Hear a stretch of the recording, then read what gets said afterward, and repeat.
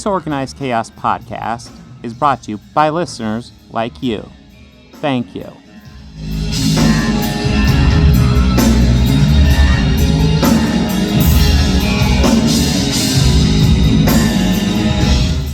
Hello again, it's been a while since I've done a solo podcast, but I'm the only one that went to the 50th anniversary, the 50th anniversary of the Close to the Edge album, which isn't too far off from their 50th anniversary. I'm the only one who went to that concert, so I'm going to go ahead and talk about and give my Yes album ranking, which is an extensive album ranking. I don't think anybody else in my network has actually, dove into Yes as deeply as I have.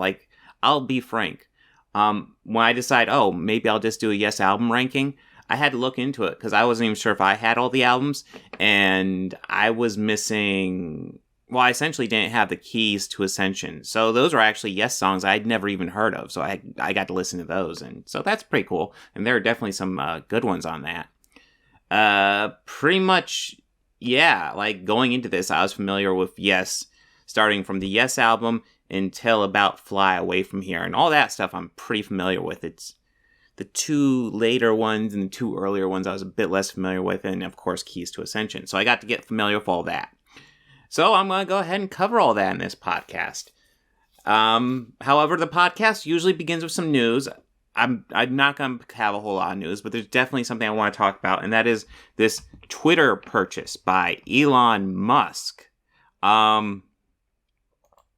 This is quickly turning into a shit show. So, here, I'll just go back to it. So essentially, Elon Musk announced that the blue check mark, which people get next to their name, it's usually when people are popular, mainly celebrities, athletes, politicians. They get popular, so they get a blue check mark to verify they're the actual person and not some sort of fake person, pretending to be them. This is very typical on pretty much every social media site.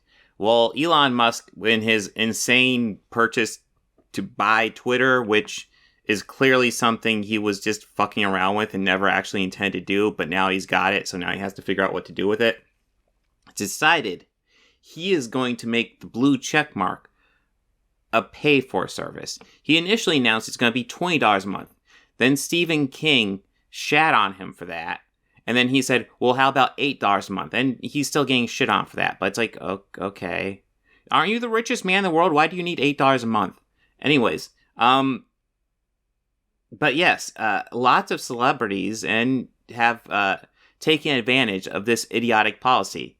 Because I'll tell you off the top of my head, bots usually have some money behind them. They're not just usually some random fucking trolls. There's usually money.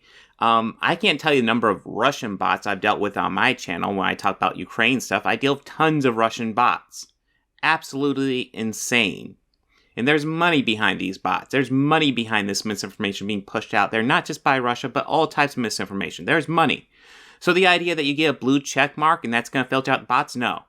The bots will be fine. They'll just get fucking blue check marks next to their name and be even more of an issue. But his idea is, okay, verification just requires $8 a month. So a lot of celebrities have taken to trolling him. What they've done is they've taken their blue check mark and then changed their name to Elon Musk and also changed their profile picture to one of his pictures and just started fucking posting shit. And then Elon Musk's response to was to just start banning people permanently. Probably the most famous person he banned permanently for this was Kathy Griffin. I believe Ethan Klein also fell victim to this. Anyways, this is a story from The Guardian. Elon Musk has banned U.S. comedian's Twitter account after taking on users who impersonate him on the platform.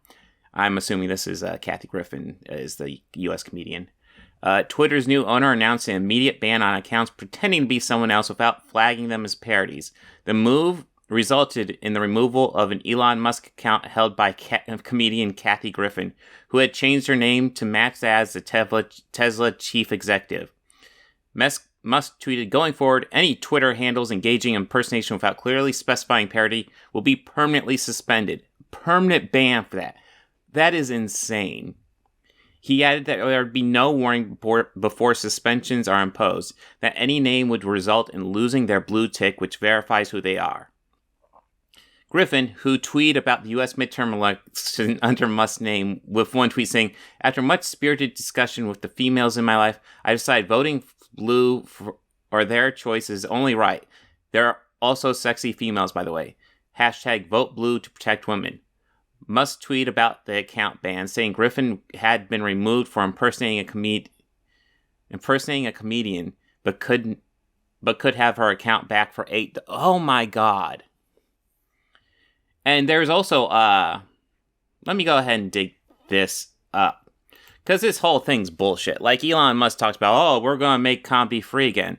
But it's all a lie. It's all bullcrap. Because he's like, free speech is free again. Where's my $8 a month? But let me go ahead and show you this clip of Elon Musk talking about this blue check mark. Alright, so here is just... So the way I think about it is that, so I'm trusting you with the future of our country, of the world, actually, when you're in charge of a media like that. So how do you prevent, so being Jewish, how do you prevent this anti-Semitism? Or if I were black, how do you prevent all of the... So how do you prevent the use of the N-word? We should be able to figure out with software how to moderate this and prevent that from happening. Is that true or not? Yeah, yes, absolutely. Totally agree. Temporarily, people have been able to put some hate speech on Twitter, but then it's been taken down immediately. So now, part of what I'm trying to achieve with this sort of enabling everyone to be payment verified with Twitter Blue is to try to get as many people payment verified as possible. It's only $8 a month, although for some people that were complaining about that, and these are people who pay more than that for their latte. I'm going to be one of your Twitter Blue customers. Thank you. But like it's part of its revenue, part of it is payment authentication, and so if somebody because there is a huge problem with spam and bots and trolls on Twitter, and organizations trying to manipulate public opinion. But if we can get enough verified users, and we're going to prioritize Twitter search, replies, mentions by verified users first. And yeah, this is if you're payment verified with blue checkmark, then you're prioritized, and hateful conduct pays. But if somebody risks losing even $8, the net effect will be over time that the verified users will pretty much always be at the top of comments and search, and you won't really see. You'll have to scroll far to see the unverified users, which will be the bots and trolls and whatnot. So if something we don't want to see, it gets pushed way down. Yeah, just the basic. So yeah, he is going to suppress anybody who doesn't have blue checkmark. So pretty much, if you're on Twitter and don't have blue checkmark, well, we're going to suppress your speech. This is just insane. Listen, all social media networks are cesspools. Strangely enough, Twitter might have been the best one, but I think under Elon Musk, it might just become like all the others. All the right-wing stuff, all the right-wing garbage is going to rise to the top, and lots of the other stuff just kind of gets down at the bottom. It's ridiculous. And, it's one of those things, like, just look on YouTube. It's one of the things I've been fighting on YouTube. Big left-wing YouTube creators don't tip, like, a couple might hit 1 million, but it's very uncommon. They usually maybe get 100,000.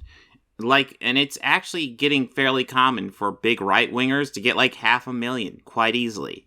This is a problem, and it's awful content. It's bigoted content. And Elon Musk is just going to turn Twitter, which was slightly not as bad as the other ones, he's just going to make it just as bad. This is bad news to the least bad social media network, probably. But yeah, I have a lot of thoughts on this Twitter stuff, and it's not good. It's not going in a good way. But you know what? We're here to talk about Yes. We're not here to talk about Twitter. We're here to talk about Yes. So let's go ahead, and we're going to go into my album ranking, and then I'm going to put some footage together that I got from the concert. I'm going to put together at the end, so you get a concert review at the end, but that's going to come after the album ranking. So I even got this whole special set up for the Yes album ranking. Check this out. Boom! close the edge all around me. Looks all pretty. It's nice. Nice little setup. I'm actually physically in a little box on the album. I didn't do this digitally. Help me now. But yes.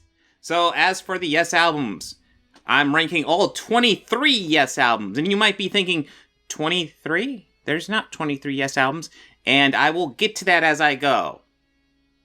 Because if you look at it's weird. If you look on Wikipedia, there's actually 22 Yes albums. But then I saw something that I actually already had in my collection. I looked into it to see if there's any more like that. But there's pretty much an album that's a Yes album, but just not in name.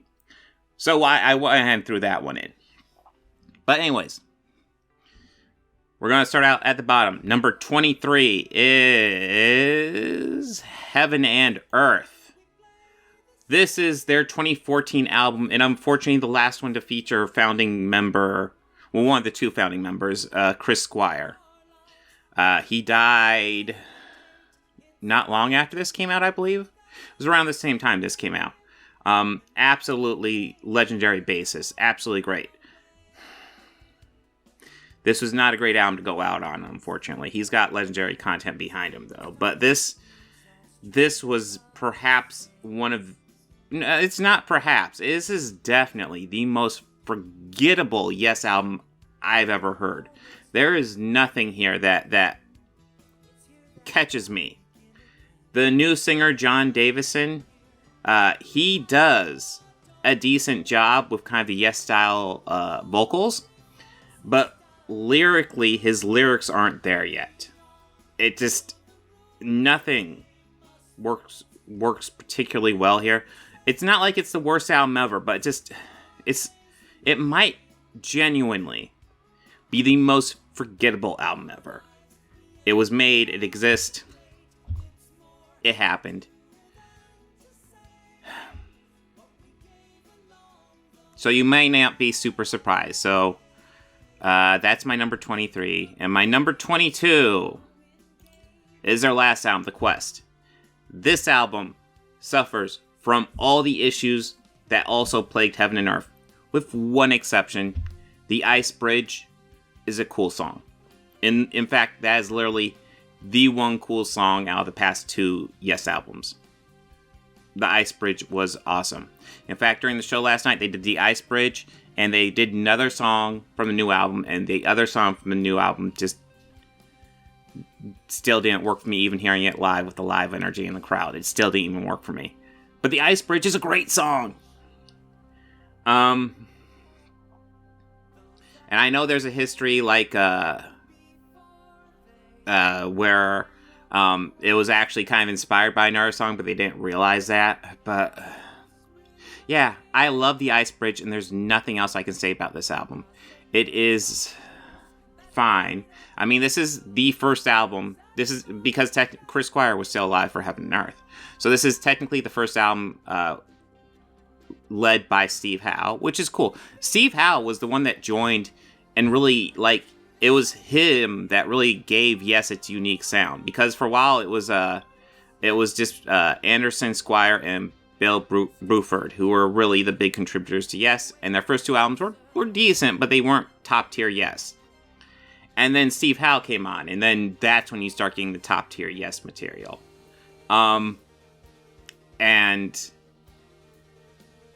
yeah, like I said, I love the Ice Bridge. I've already said I love the Ice Bridge, and that's it. That's the only song here that stuck with me. And now on to 21. And 21 is actually their very first album, their self-titled album.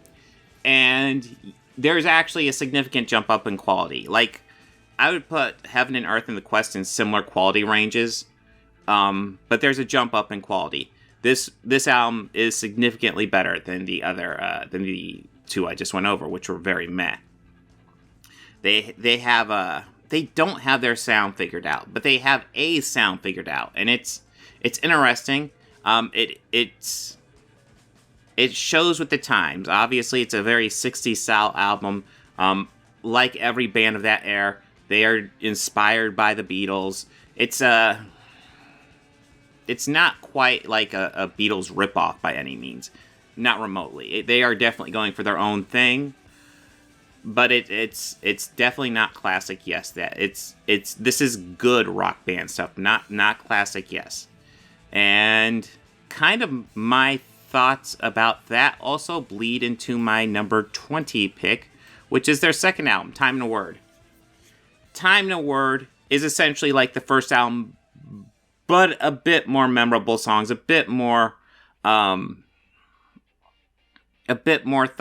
You can kind of get a sense they're kind of floating a bit more with the progressive stuff. I think it's worth noting both these albums also have each album also has a cover or two, which almost became extinct.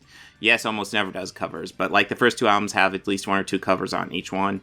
I think in the first album they actually do a great cover of the Beatles' Everything She Does. No, Every Little Thing. That's it. And then this one's great too. I want to say Astral Traveler. I haven't gone over favorite songs so much, but let me go ahead and dig up my list here. I want to say it was Astral Traveler was the one that I really liked on this one.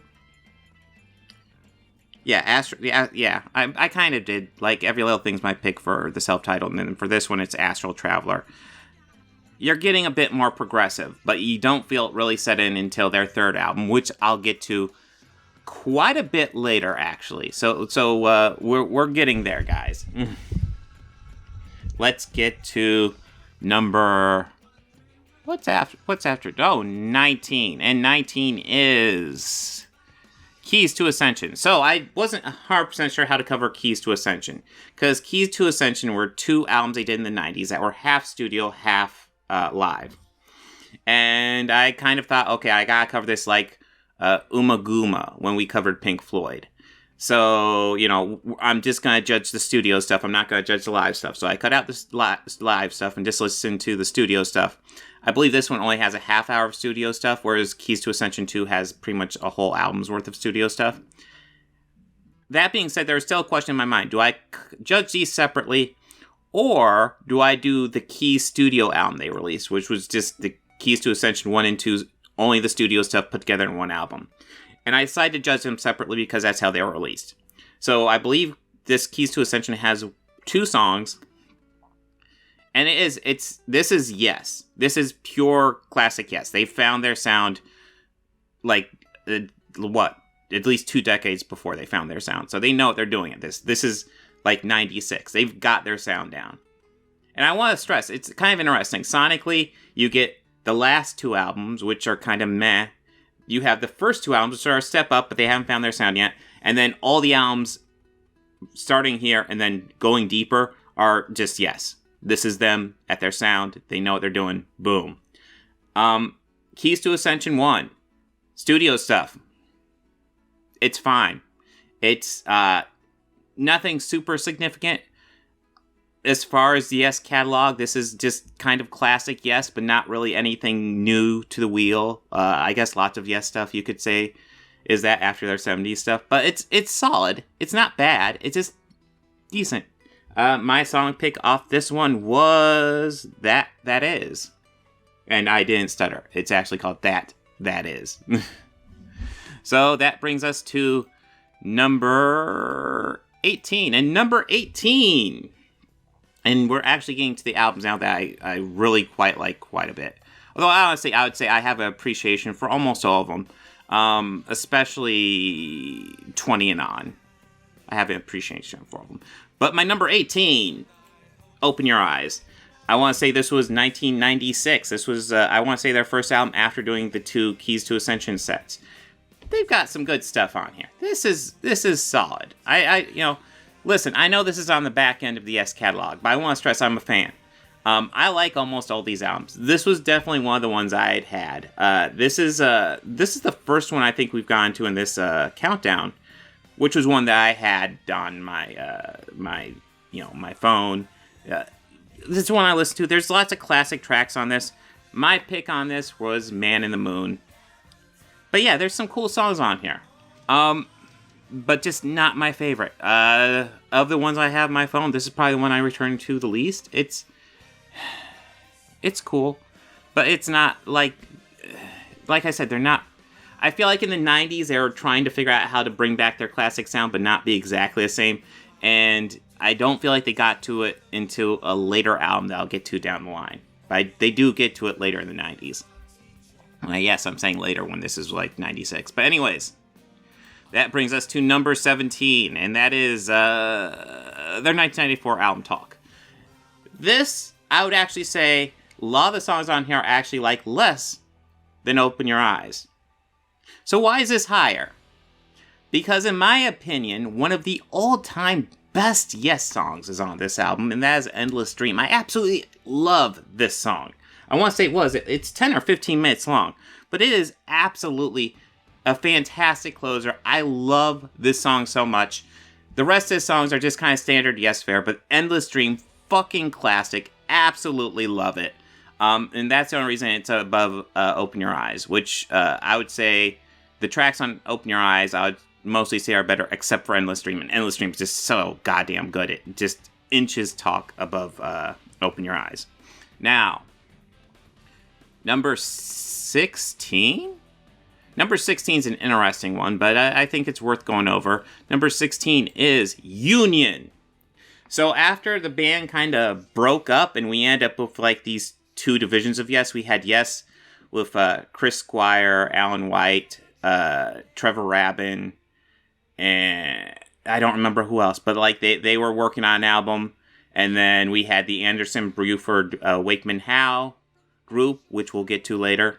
They were working on an album, and then they started talking, and then they decided, fuck it, we're just going to do this giant band collection of Yes. It had like 8 or 9 members of the band at that time. It was insane.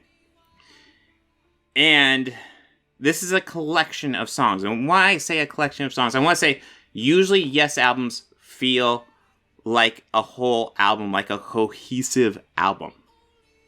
This doesn't. This literally feels like a collection of songs. It feels like you're going song, song, song, song. In fact, if I were a bit more objective on this, I would probably put this back at number 18 or maybe even 19. Because this is not some of their best stuff. But this was one of the earlier Yes albums I ended up getting, so I have fonder memories of it. So my pushing it up here is completely subjective, which of course any album ranking is going to be subjective, so I can't help it. There's just good stuff on here. It just doesn't feel like a cohesive album. It just feels like its own, just feels like a collection of songs. This is what it is. You got Anderson, Buford, Wakeman, Howe, and Yes, just kind of slammed together. They have very similar styles, so it's not like jarring, but I mean, it would almost be a greatest hits if they were songs that were famous, but they're not. So, what was my song pick? Without Hope You Cannot Start the Day. And there's lots of good songs on here. It just doesn't go together cohesively as you would expect your average Yes album to do. And that brings us to number 15. Number 15. Keys to Ascension 2. Like I said, the Keys to Ascensions were ones I probably had the least familiarity with going into this. And Keys to Ascension 2 was actually pretty fucking good. It was a huge step up from Keys to Ascension 1, which kind of surprised me. I was kind of expecting the same fare, but Keys to Ascension 2 was pretty good. Like, I want to say it was the main song they opened up with. What was it? Mind Drive. Mind Drive. Like, just the beginning of that song. So goddamn good. This album really just works. It works very, very well. So, yeah. It's Keys to Ascension 2. Somehow better than Keys to Ascension 1, but it's good. This is a classic Yes. I mean, we got, like I said, we got so many albums of classic Yes. And the next album, this might be controversial. I don't know if it's controversial, but it was never an album that stuck with me. It definitely is from the classic era, though. So we will see if I get backlash for this one. Number 14 is Relayer. Relayer, which I believe was 1974? 75, maybe? 74? In that era. It was pretty much the album, like, so they did this great, like, I want to say like 4 albums in a row. They're absolute classic. And then after that was Relayer. And Relayer was good. And I want to stress, sonically, I have no complaints about this album. Sonically, it's almost as good as the other albums. But it feels like we got 3 really long songs here. And the songs, it's tough to describe exactly how the songs work. Because nothing, like, typically they do a long song, and then it feels like sonically the whole song comes together and links together, and, you have a beginning and end, and it just works. And here it just feels like the songs are longer, but they're while naturally going to another state in the song, they're naturally going to another state, but they don't ever return to the previous state, and they just keep on going. If I had to guess, I almost feel like this album almost feels like maybe a freeform Yes album, which, if it is that, then this is fantastic stuff, but it doesn't quite, it doesn't hook you, it doesn't grab you like the other Yes albums of this era. Like, honestly, I'm pretty sure this is the first time I broached the 70s on Yes. So this is, in my opinion, their worst 70s album, for whatever that's worth. Ooh. Okay. About ready to get to number 13. Yes fans, you might hate me for this one. Okay. We're gonna get to it. Number 13, the one that you are probably gonna hate me for. This is, if I get backlash for anything, I'm willing to bet it's gonna be this one. Alright. Number 13. 13th best Yes album. Right in the middle of the pack. Alright. Let's go ahead and get out. Here it is. 90125. This was kind of their 80s reinvention. This is Owner of a Lonely Heart. This is Steve Howe left. So now we got Trevor Rabin, we got John Anderson, we got Chris Squire, we got Alan White. I want to say was Jeff Downs the keyboard? Goddamn, now I need to look this up. I'm pretty sure Jeff Downs was the keyboardist during this era. Or was he? No, I don't think he was. Because, yeah, then, he's a member right now. Who is the keyboardist during this era? Tony Kaye. Yeah, I was like, wait, I remember noting that none of the current lineup worked on this album. And yeah, Tony Kaye was the keyboardist during this era. This is a good one, and you can really tell because I actually got one of Trevor Rabin's solo albums, and it's pretty good. You can tell sonically how he influenced Yes significantly. If you listen to his solo album, you listen to this, he is a strong influence on Yes. Kind of like probably what Steve Howe was. He influenced their 70s era. Trevor Rabin influenced their 80s era just as much. He was a really powerful voice in Yes, clearly, and he is good. I like his sound, but it's different from standard Yes. That being said, you still have classic members like Chris Squire and John Anderson there. So you can't say it's completely detached from Yes because there's still that element of the sound. This is different Yes. This is shorter songs Yes. This is maybe poppier Yes would be a good term for it. But it's good. This is a very good album, and I like it quite a bit. I've heard it a lot. It's probably...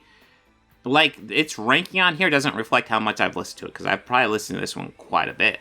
I wouldn't say it's the one I've listened to the most, but, if I were ranking them by how many times I've listened to them, this might be, 4 or 5.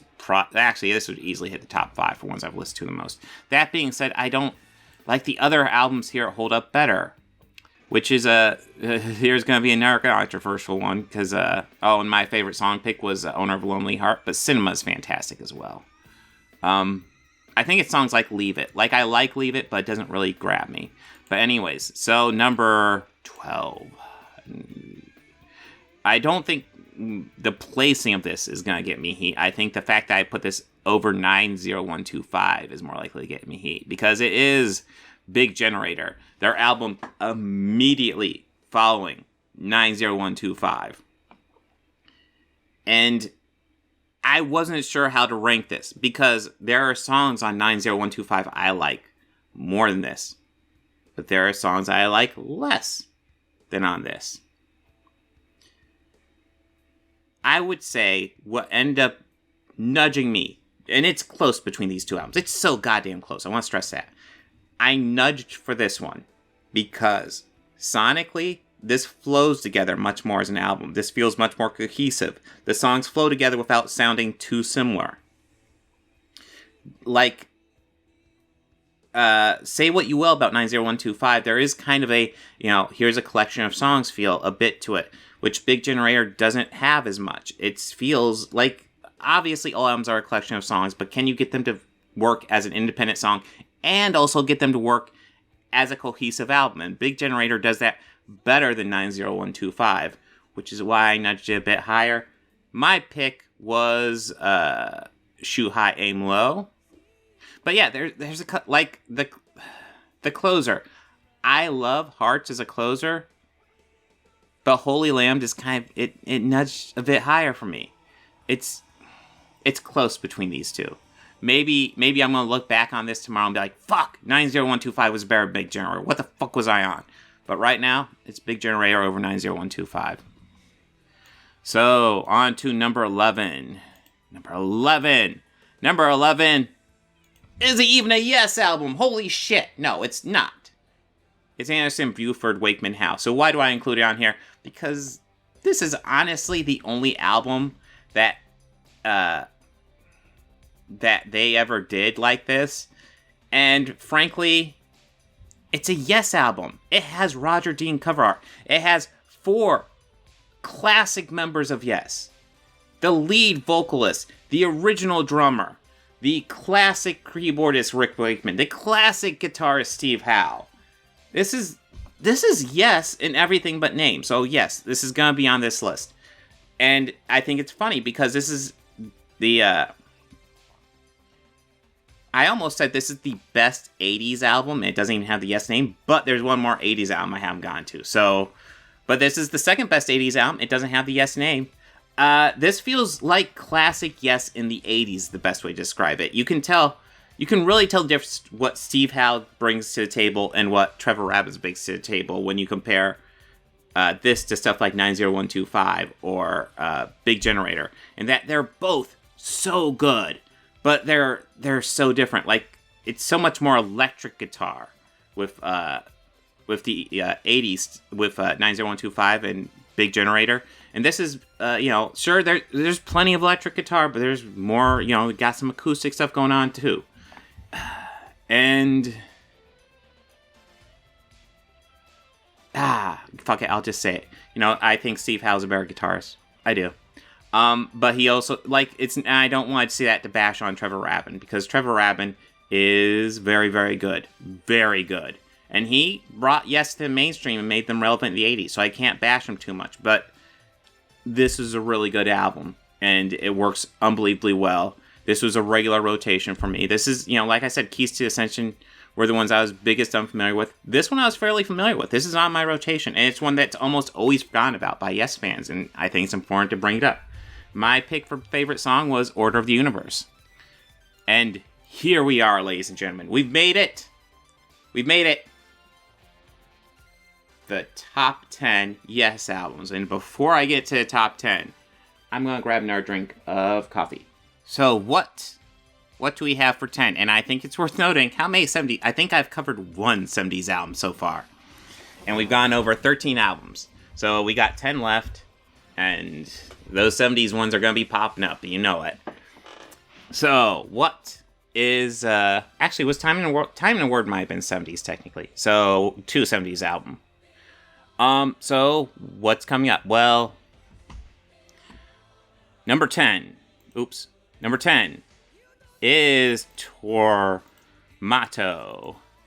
their last album of the 70s.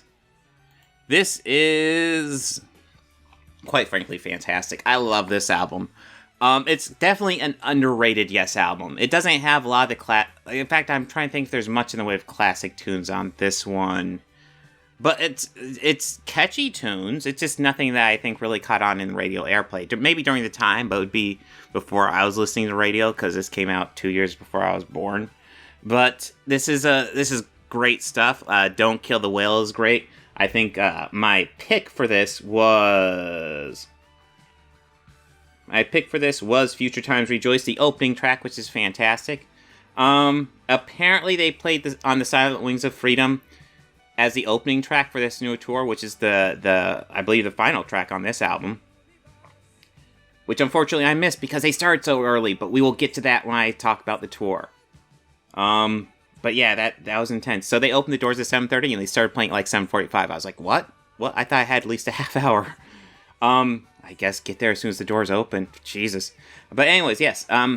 This is definitely, we're getting into classic era, and this one I would definitely qualify as a classic, even if it doesn't have a lot of those classic songs on it, which doesn't apply to my number 9 pick, because the number 9 pick has at least 2 classic songs on it I can think of, and that is Going for the One. Oh god, am I gonna get censored? There's a man's ass on my screen.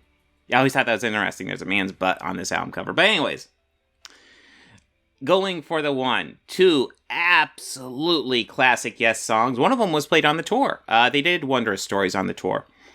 The other classic Yes song that's featured on this is the opening track, Going for the One. Just overall, really strong, cohesive album. I really enjoyed this one. Going for the One is just a great, like, kick you in the butt opening track. Just like, bam, that guitar riff is in there, bam. You're engaged with this album. Wondrous Stories is, I believe, one of the middle songs. But it's a nice little peaceful song, quieter. It works so well in that moment. This is just classic, Yes. Absolutely classic. My pick for this one was Awaken. And Awaken's kind of an interesting song for me. So I'll go ahead and go into Awaken a bit. Because, like, the first, 5 to 10... This is, like, a long song. I want to say it's, like, a 20-minute song. The first 5 to 10 minutes... fucking jam. Fucking banging. I love the beginning of this song. And the second half is nice and peaceful, and it works for me. But, it being my song pick is entirely for the first 5 or 10 minutes, because, fuck. I don't even understand. You listen to, the riff at the beginning. I'll even play it quietly here. Try to avoid copyright. But, the beginning is, why don't they use this for movie trailers? This is, movie trailer stuff. It sounds a little... it's grab your attention stuff. I absolutely adore the beginning of that song, and the beginning of that song is Yes at their best. And that's not even one of the big famous ones they're famous for on this album. Going for the One and Wondrous Stories were much more popular. They are fucking bangers as well. Great stuff. So, that brings us to number 8. So what is number 8? Number 8 is, in my opinion, their last good album.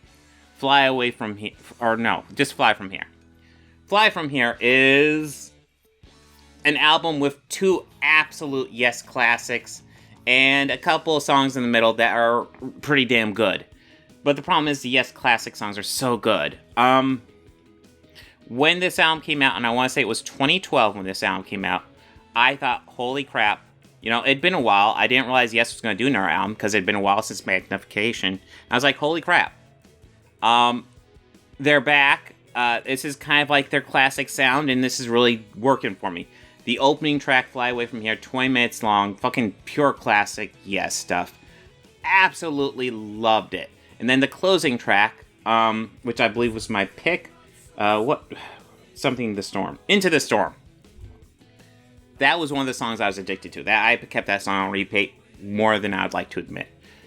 Absolutely great. And then the middle songs were solid, but the first and last track were classics. And I want to stress, when I'm talking about Fly Away From Here, because this song's an interesting story behind it. Because, and in fact, I'm going to bring it up on Wiki because there's a lot to say. But they had a lead vocalist. John Anderson did not perform on this one. This is the first one I believe the last one he actually performed on was Magnification, which is a little bit sad. But this one had a guy from a Yes cover band.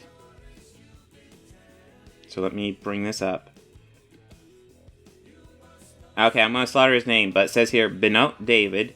And I thought he did a really fucking good job, but he got sick during the tour, so wasn't able to finish. And then what they did was they brought on Trevor Horn.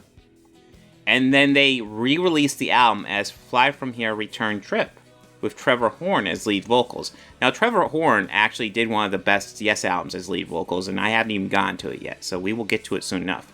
So he's not bad. I want to stress he's not bad. But that re-recording is not the same. If you go to Spotify or a lot of other music network services, the only thing you can find is Fly From Here Return Trip. The original is better. I cannot... Excuse me. God, I hope I remember to add that.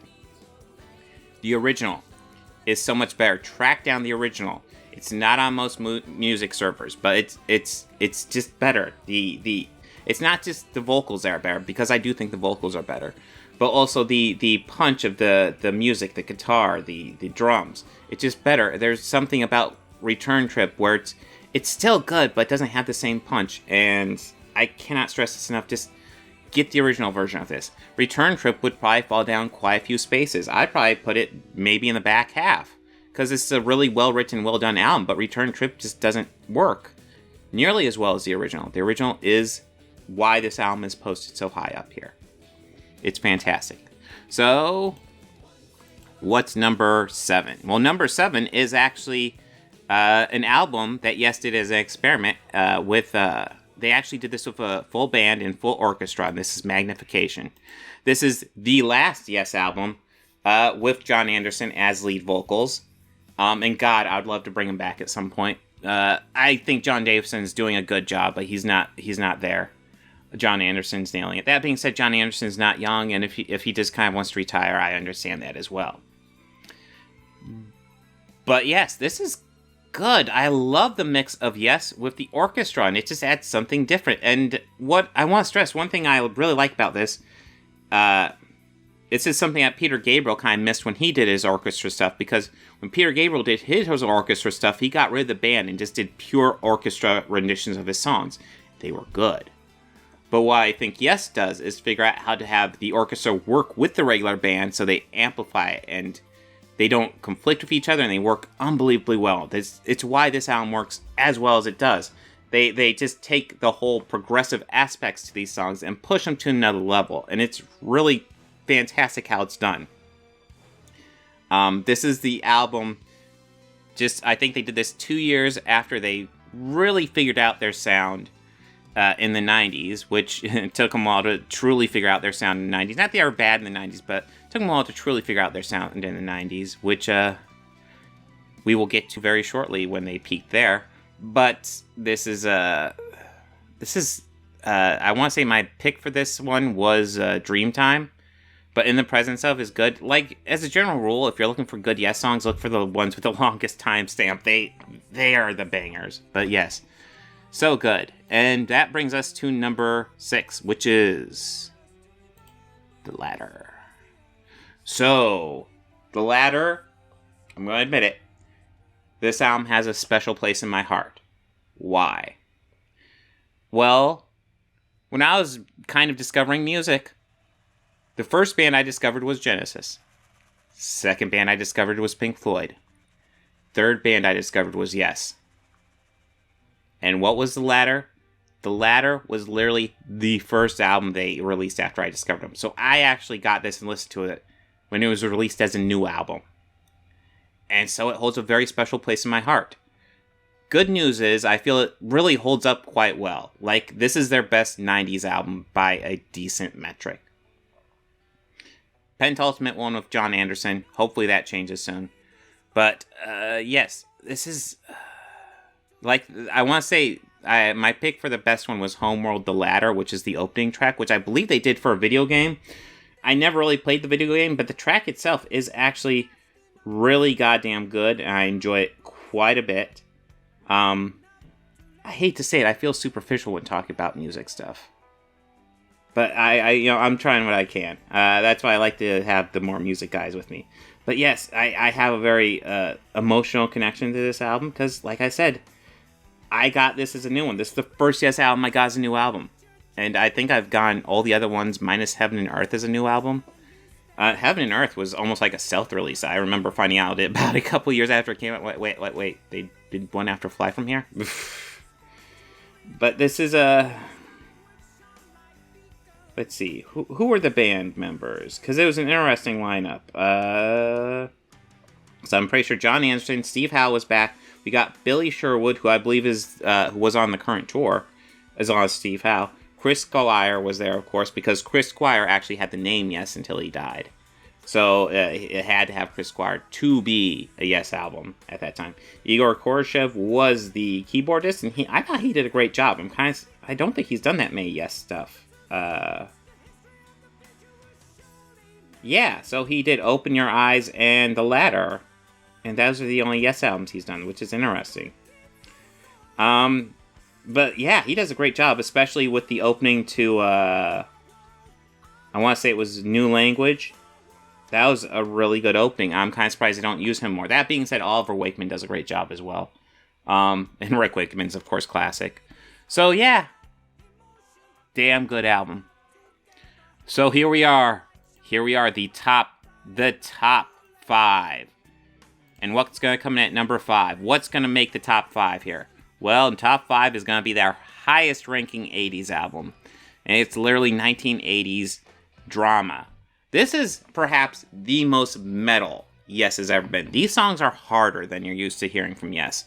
You can hear it immediately with the first song, Machine Messiah, which wasn't quite my pick for best song. But, like, immediately it comes in with almost a metal-style guitar. And I'm pretty sure this is Steve Howe doing this one as well. Let me dig up the info on this one, but I'm 99% sure, like, this is a Howe Squire run version of the band. Alright, so the personnel on this one, we got Jeff Downs on keyboards, Trevor Horn on lead vocals, Steve Howe on guitar, Chris Squire on bass, and Alan White on drums. Yeah. This is this one hits harder. And I don't know if it was maybe just John Anderson walking away that allowed them to maybe be a bit harder, because like even the other albums that have come out later without John Anderson, they don't hit this hard. This is definitely this is as close as you get to a metal album from Yes, and it's actually kind of metal at parts. If you were to qualify this as a metal album, you wouldn't be too far off. And it's kind of great. They do a great job essentially making their sound metal. It's really just well done. Now, my personal pick was Tempest Fugit, because Tempest Fugit, I love the beginning of Machine Messiah. Tempest Fugit just stuck in my head. It was just well done. Well done. This is classic Yes. By far, the best Yes album did not have John Anderson as lead vocals. But that brings us now to number 4. Number 4 is the album where they actually really get their sound. You could almost consider it the second self-titled album. This is Yes in their pure classic form, the Yes album. Absolute classic Yes. Fan goddamn tastic. It's weird, the transition between A Time and a Word and the Yes album. Like, sonically, it's so apparent. Because it's like they flow together. Like, if you listen to them back to back, they flow together, but they also don't. Because suddenly, like, here they're getting into longer songs. They're getting into experimental songs. There's so many classics on this one. Starship Trooper. I've seen All Good People. Perpetual Change. Yours Is No Disgrace. And I was really torn what would be my favorite song, because I was torn between Yours Is No Disgrace or Perpetual Change. I just changed it the other day, because for a while it was Perpetual Change, and I switched it back to Yours Is No Disgrace. Tomorrow I might switch it back, but this is classic Yes at their classic best. We got the lineup, we got the John Anderson and Chris Squire, of course the guys who started this whole thing. They're there. We got Steve Howe. This is his first album as a guitarist, and you can really tell his input influenced the band into their classic air. We got Bill Bruford sticking around for brain farting. He's coming back for drums. God, why can't I think of that? And then who is the keyboard? Is this Rick Wakeman's first keyboard run? God, this might be Wakeman's first keyboard run. In which case, yeah. No, it's Tony Kaye. So Tony Kaye is still there. He does a good job. So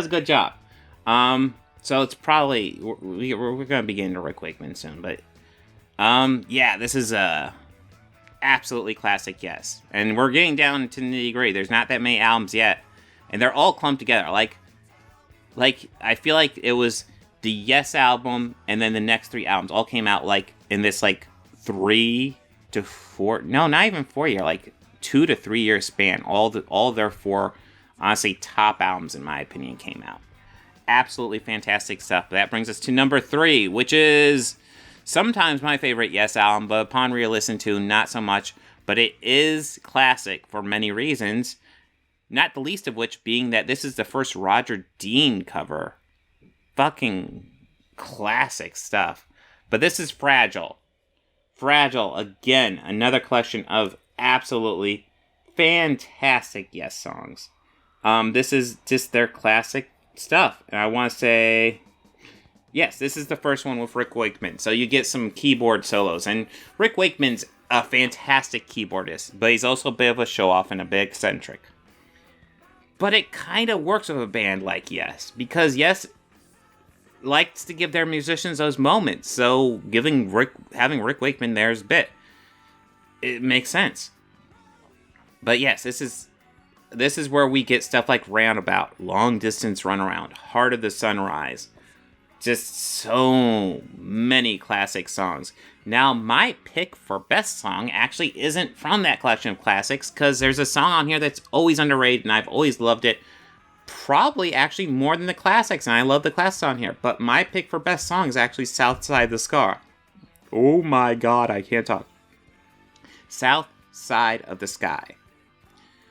It's a absolutely classic Yes song that was just never released, so it doesn't get much attention. It's on an album of bangers, and it's a banger on its own right. And it's an album track that nobody talks about, so I'm going to go ahead and talk about South Side of the Sky. Fucking classic. I love it. Great song. So, top 2. We're getting up there. So what's number 2? Number 2. This is an interesting one. This is definitely them at their most... what's the word? They're really maybe letting their egos run free with this album, but it's still, like, it's number 2. It still works. And this is Tales from Topographical Oceans. Or Tales from Topographic Oceans, not Topographical, Topographic. So, this is their double album. 2 CDs for a studio album. Really, really good stuff. This double album features 4 songs in total. I'm not shitting you. It's a double album of 4 songs. But they're all, like, every song's 20 minutes. I believe 20, the average is just over 20 minutes each. So it's actually just over the length needed to be a double CD, but it still ended up being a double CD. But all 4 songs are pretty much your classic long-form Yes songs, and they work incredibly well.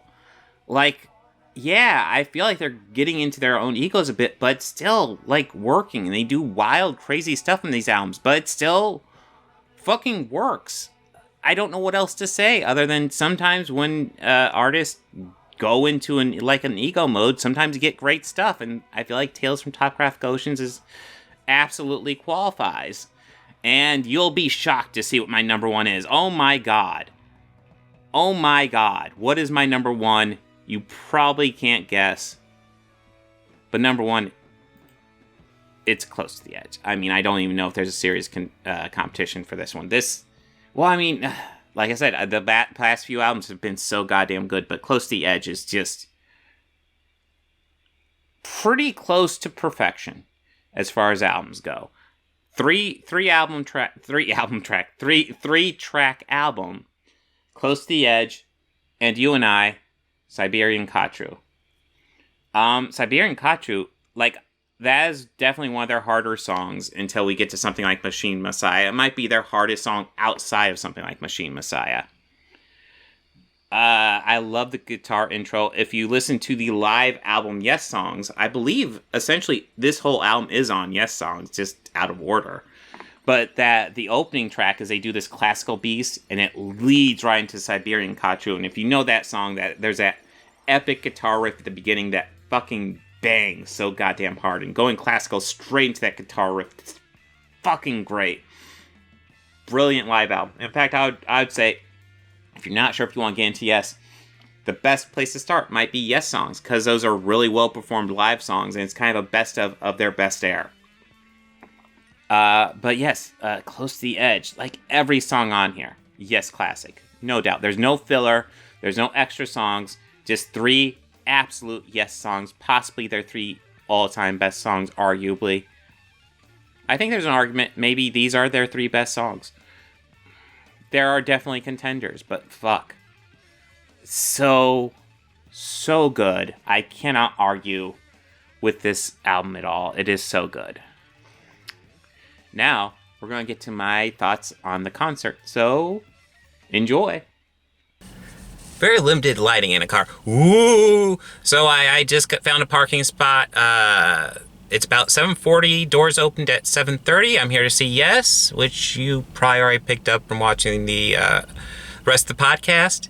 I was able to get street side parking, not too bad, so that's kind of nice, and I'm not that far away from the venue, so I'm hoping to get in there, get some merch, and get my seat to go check out the show. It's a Close to the Edge anniversary show, so obviously I'm expecting them to do all of Close to the Edge, which, if you've already watched the podcast, you know is my favorite album, so fucking awesome. Some stuff I'm hoping they'll play. One thing I have a serious question of is, will they play Owner of a Lonely Heart? Because Owner of a Lonely Heart is by far their most successful, most well-known song. But they, none of the members who are currently touring with them worked on that album. Kind of an exception, because Alan White is, I believe, still technically a member of Yes, but he will not be on this tour because sadly he did pass. I believe it was earlier this year. You can fact check me in the comments, but I believe it was early this year when he passed, which is very sad. So he will not be on this tour, and he was the only member who was still with the band who performed with them on that album. That being said, Steve Howe is still there. I'm expecting to see, obviously, Close to the Edge, hoping to see some Fragile, which would be awesome. Some Yes album would be awesome as well. The real classic air. I don't know if we'll get Topographical Oceans. I want my little cameo of Topographical Oceans. So songs I don't think they'll play that I think they'll definitely play will be, I think South Side of the Sky was never one of their singles, but that was always one of my favorite songs by them. What else is there? I would love it if they did Awaken. I think there's a better chance they'll do Awaken than South Side of the Sky, because the first half of Awaken I absolutely love. Great song. But we will have to see. I'm looking forward to this. I've never seen them live before. This will probably be the first, and they're quiet, and they're getting up there in age, so this might be the only time I see them live. So this should be fun. I'm excited. One of my favorite bands. We'll see how this goes, but I think this will be a killer show. I'm looking forward to it. Close to the Edge, yes. So interesting. I went in, and they said no to the video camera. So I don't know if I'm allowed to get some clips with my phone. We will see. There might be not any clips from this concert. So we'll see what happens.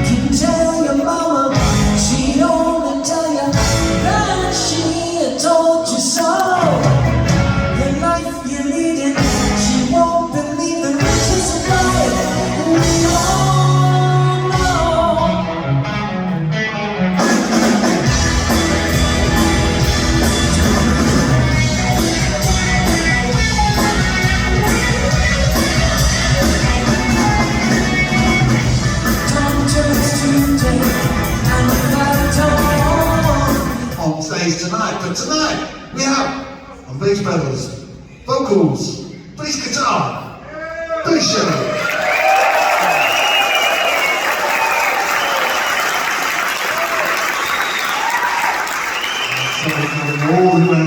keyboard works of, yes, Jeffrey Downs.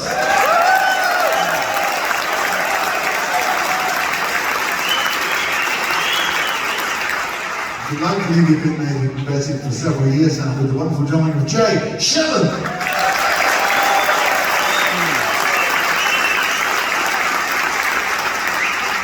Amazing that we ran into a marvelous vocalist about over 10 years ago. Still with us, John Davison.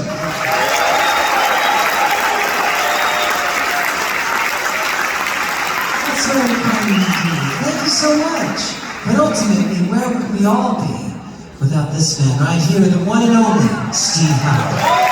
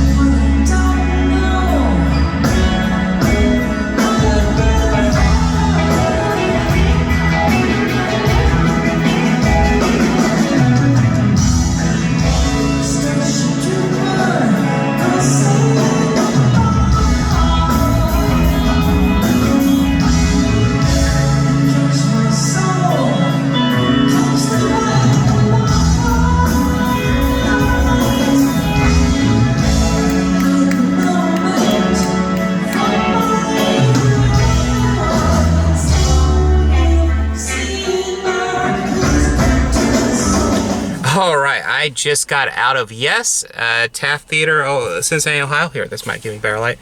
Still kind of spooky. This was an experience, is the best way to say it. Good and bad. I want to stress that too. It's good in that acoustically, yes, was nailing it. They sounded great in that theater. You could tell live, always live, there's a little bit of mess ups. There's a couple mess ups, of course, but acoustically they sounded amazing, and I thought that was great. The way this concert was managed, I have questions about. So the doors opened at 7:30. At least that's what I was told. They were open at 7:30. I get in. First I go in to bring in my handheld. Like I said before, I was able to film with my phone, but not with my handheld. Which maybe if I think about, I'll show a picture. But like literally just fits in my hand.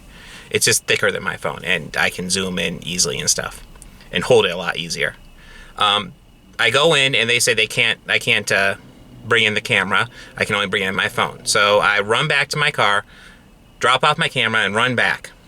And as I'm getting there, I'm like, oh, I wonder where the merch table is. And it seems kind of cleared out. And I can hear what sounds like, I've Seen All Good People? No. I am brain farting. What song was that? So the song I'm trying to think of in this moment is Yours Is No Disgrace. I'm brain farting, but it's a classic Yes song. I'm going to brain fart. I'll put in the text below where I fucked up here. But anyways, I'm like, wait, have they started? I look at the clock at 7:15. Doors open at 7:30, and it's 7:50, and they're already playing. According to Setlist FM, the first song they played was On the Silent Wings of Freedom. So if I'm being generous, the doors open at 7:30, and they start playing at 7:45. Like, that's kind of mind-blowing to me. Usually you get like an hour between doors opening and the set list. You know, a half hour I think is reasonable as well. If you only want to do a half hour, you know, you want to get there pretty close to doors opening. But as long as you're in range of doors opening, you should be fine. But I'm kind of shocked they were already going. Okay, like usually you give time for people to go to a merch table, you know, if they want to get drink, yeah, all that stuff. But no, Yes is just like, yeah, get in your seats. And then in the middle, they do this, they take a break in the middle. I'm like, okay, cool. You know, I can go get my merch. So I go get my merch, and, you know, yeah, I got myself this cool shirt, hardcore Yes fan. I got a green Yes 50 shirt. It's awesome. And they had a very thick program. Like, I thought Genesis had a nice program. This thing's, like, killer. This thing's, like, at least, like, it's a lot more pages. It has like information on when the album was released, some old band photos, some artwork, fucking Roger Dean artwork, which is always and it flips to the beginning. There we go. Roger Dean artwork, which is always fucking killer. I love it. But you know, they took a break, and the break was about for 25 minutes, which might have been okay. But they have only one merch table and only one person working it. The line was lethal. So I got on that line, and I probably missed, when they came back, like I was in the line for most of the break. Then I started hearing Close to the Edge playing. I'm like, fuck, I want to see it. And so I look up on my phone. I'm like, well, can I get the merch on the website? Like on Genesis, I get the merch on the website. So can I just get the merch on the website and then just go get my seat and watch them play? I go to a website, and the answer is no. Maybe there's some other website I can get from, but if you go to the Yes official site, you cannot get the merch. You have to get the merch at the concert. So, all right. So I need to add this. So, there's actually two Yes websites, which wasn't clear to me. There is Yes World, which I always thought was the official website, but maybe it's a fan website. But I always went to it assuming it was the official. And then there's also Yes Official, which I would assume that's the official one. Yes Official has all the merch. So if you don't want to miss the concert, don't worry about standing in the line for the merch. Just go online and get it through Yes Official. Yes World, which I always thought was the official. It acts like the official, but it's not. Does not have it, and that's where I looked when I was like, oh no, they don't even have an online store, so I just got to get it here.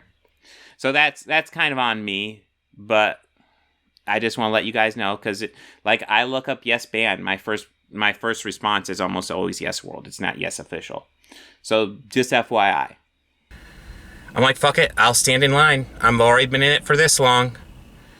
One person working the merch counter got my merch. And I miss most of Close to the Edge, the song, not the album.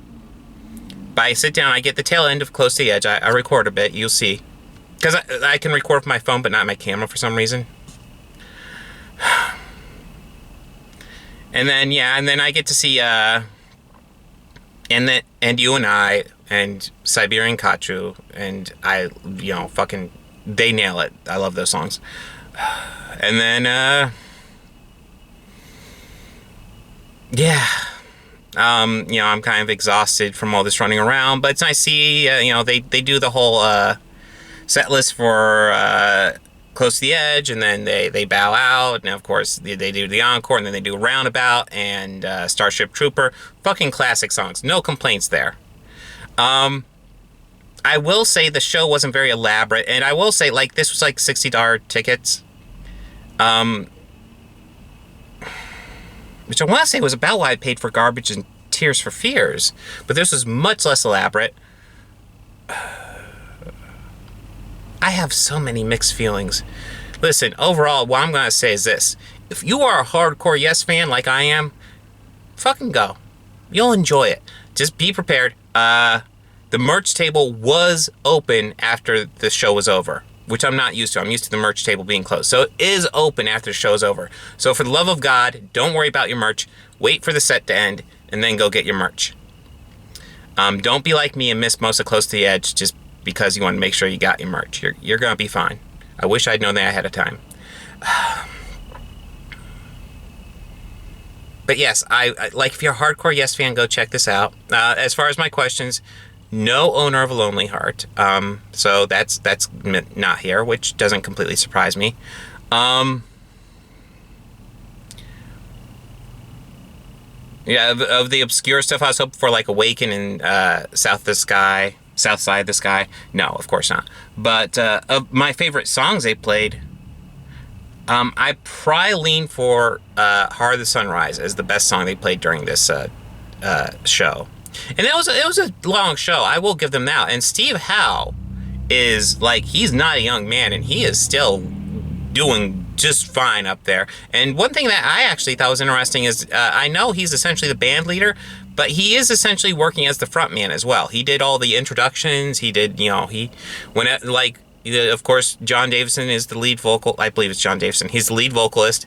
And I'm used to essentially the lead vocalist being the front man, not necessarily the band leader, but front man. But no, Steve Howe has taken on both duties. He is front man and lead vocalist. He is front man and band leader, not lead vocalist.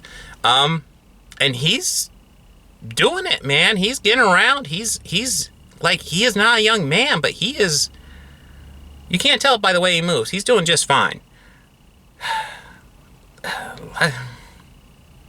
I hate to do this because I love Yes. Okay, I want to be clear, and I probably already said this earlier in the podcast, but it gets confusing because I'm recording this before I record the other part of the podcast, so I don't know why I'm going to say something. I'm going to go ahead and say it now. When I was getting into music, first band I got into, Genesis. Second band, Pink Floyd. Third band, Yes. Fucking love Yes. They are amazing. However, I would not recommend this show unless you're like me and a hardcore Yes fan.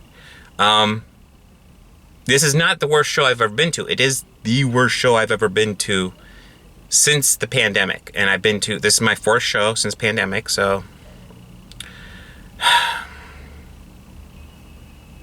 I wanted to come out and say I love this. It was good. The actual show itself was pretty good.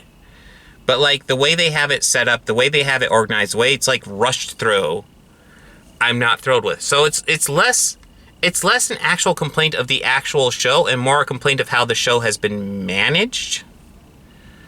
But yeah, very mixed feelings, a very mixed bag here. If someone from Yes, if Steve Howe or someone from Yes happens to hear this, for the love of God, Genesis has, like, 2 merch tables and 2 or 3 people working each table. Don't do one merch table with one person working it. You're killing them, man. Dude, at least give them fucking you better be paying them out the ass to be doing that. That is insane work to ask for one person. Yeah. Listen. Yes is a absolute classic band. Fucking classic. I cannot take that away from them. They are legends.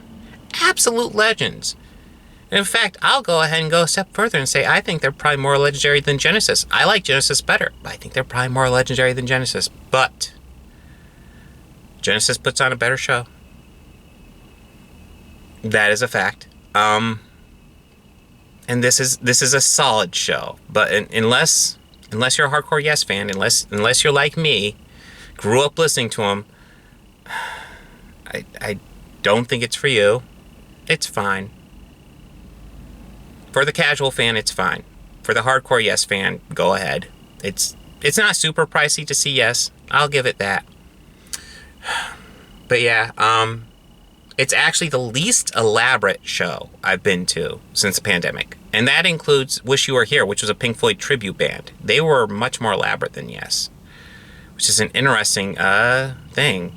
I mean, Genesis was by far the most elaborate, and Tears for Fears was all over the place. I would say this was about as elaborate as Garbage was, except they were opening, and it was kind of like Shirley Manson kind of owns the stage, and they were kind of missing that.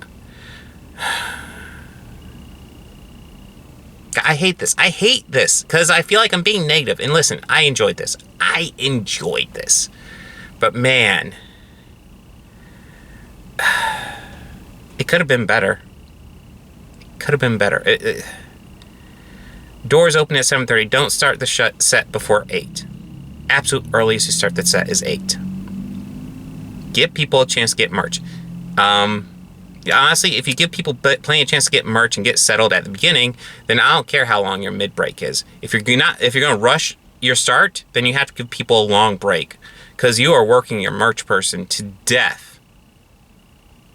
Or if you don't want to do that, if you just want to do it as is, then that's fine. Put your merch on the website. These are just some simple things to help manage this. But again, I feel like I'm being too negative. Listen, it was a good show. I enjoyed it. Would I do it again? Yes. I do not regret doing this whatsoever. But it could have been better.